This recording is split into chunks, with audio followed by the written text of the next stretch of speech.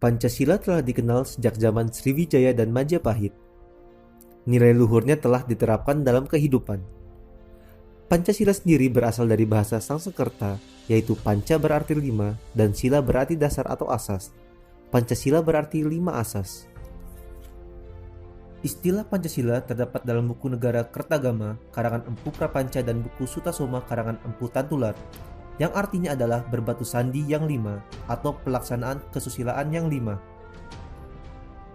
Sejarah perumusan Pancasila sebagai dasar negara merupakan bagian dari sejarah perjuangan bangsa Indonesia.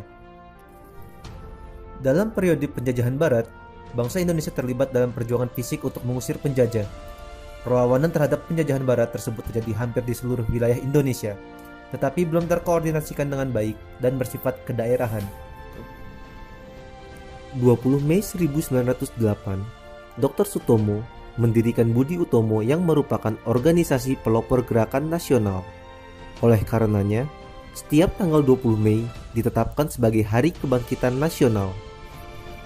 Perjuangan pergerakan non-fisik mulai menampakkan hasilnya dengan diselenggarakannya Kongres Pemuda Nasional yang menghasilkan Sumpah Pemuda pada tanggal 28 Oktober 1928. Pada tanggal 9 Maret 1942, pemerintah Hindia Belanda menyerah tanpa syarat kepada Jepang dan mulailah pendudukan Jepang di Indonesia. 3 tahun berselang, Jepang terdesak oleh sekutu, sehingga Jepang berusaha untuk menarik simpati bangsa Indonesia dengan menjanjikan kemerdekaan bagi Indonesia di kemudian hari.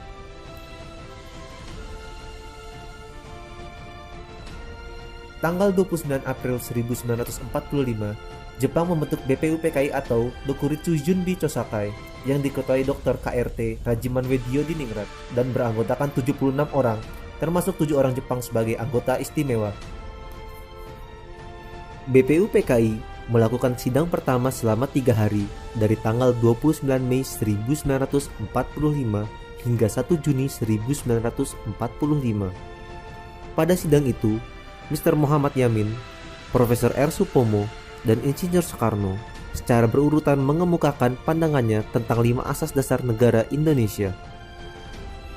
Tanggal 1 Juni 1945, Insinyur Soekarno mengusulkan dasar tersebut diberi nama Pancasila.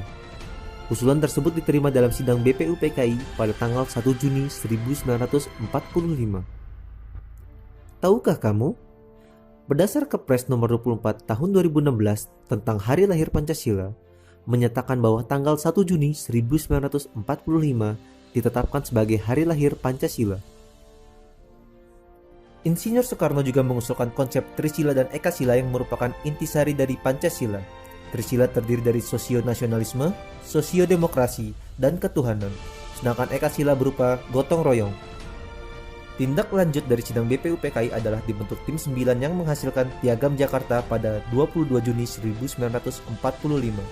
Sedangkan sidang kedua BPUPKI 11 Juli 1945 menghasilkan rancangan teks proklamasi, rancangan pembukaan Undang-Undang Dasar dan rancangan batang tubuh Undang-Undang Dasar.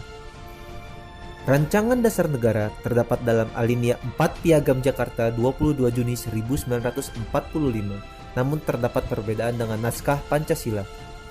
Sila pertama pada Piagam Jakarta berbunyi, ketuhanan dengan kewajiban menjalankan syariat Islam bagi pemeluk-pemeluknya.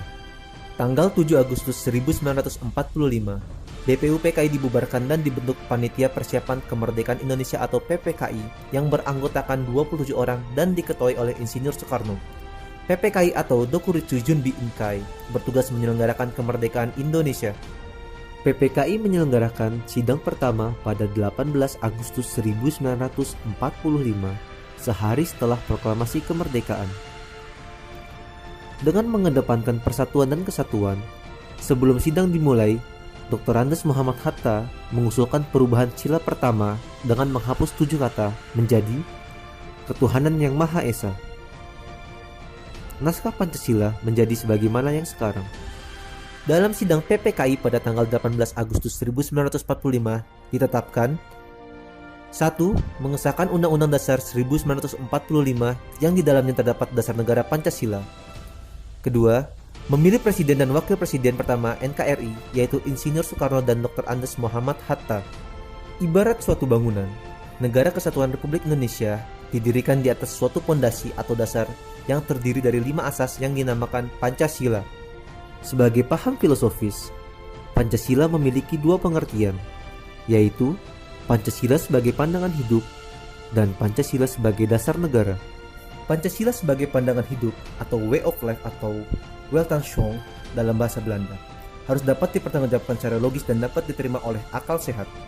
Dalam pelaksanaannya sehari-hari tidak boleh bertentangan dengan norma agama, norma kesusilaan, norma sopan santun serta norma hukum yang berlaku.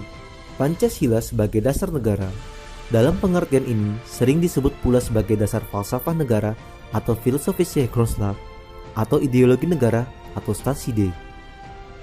Dalam hal ini, Pancasila digunakan sebagai dasar untuk mengatur penyelenggaraan negara atau mengatur pemerintahan negara. Kedudukan hukum Pancasila selain sebagai dasar negara juga sebagai sumber dari segala sumber hukum negara, sebagaimana tercantum dalam Undang-Undang Nomor 12 Tahun 2011. Berdasarkan pengertian dan perannya, Pancasila berfungsi sebagai dasar yang statis atau fundamental, sebagaimana fungsi pokok Pancasila yang tercantum dalam pembukaan Undang-Undang Dasar 1945.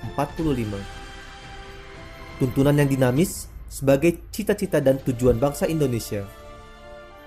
Ikatan yang dapat mempersatukan bangsa Indonesia, menjamin hak hidup secara layak bagi semua warga negara dan semua golongan tanpa ada perbedaan.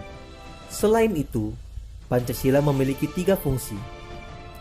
1. Fungsi yuridis ketatanegaraan yang merupakan fungsi pokok atau fungsi utama dari Pancasila sebagai dasar negara. 2. Fungsi sosiologis, yaitu apabila dilihat sebagai pengatur hidup kemasyarakatan pada umumnya. 3. Fungsi etis dan filosofis, yaitu apabila fungsinya sebagai pengatur tingkah laku pribadi. Dalam hal ini, Pancasila berfungsi sebagai philosophical way of thinking atau philosophical system. Pancasila sebagai dasar negara mengandung pokok pikiran yang di dalamnya tersimpul ajaran Pancasila, sehingga mempunyai hubungan kausal dan organis dengan pasal-pasal Undang-Undang Dasar 1945. 4 pokok pikiran yang merupakan suasana kebatinan dari Undang-Undang Dasar 1945 tersebut terdiri dari: pertama, negara melindungi segenap bangsa Indonesia dengan berdasarkan persatuan dalam sila ketiga. Yang kedua, negara Indonesia mewujudkan keadilan sosial bagi seluruh rakyat Indonesia dalam sila kelima. Ketiga, negara berkedaulatan rakyat berdasarkan atas kerakyatan dan permusyawaratan atau perwakilan dalam sila keempat.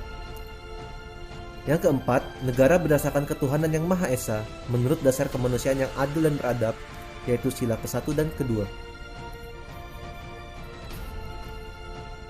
Singkatnya, Pancasila memiliki 2 pengertian, 3 fungsi, dan 4 pokok pikiran serta 5 sila.